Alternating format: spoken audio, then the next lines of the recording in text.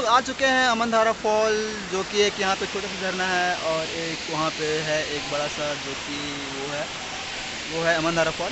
तो मैं अभी यहाँ पे घूमूंगा और कुछ क्लिप्स शूट करूँगा, तो आपको वीडियो में आगे वो सारे क्लिप्स दिखेंगे। तो देखिए वीडियो को और एंजॉय कीजिए, आने वाले आगे क्लिप्स देखिए और कैसा लगा कमेंट में ज़रूर बताइएगा। तो चलिए देखते हैं क्लिप्स पहले।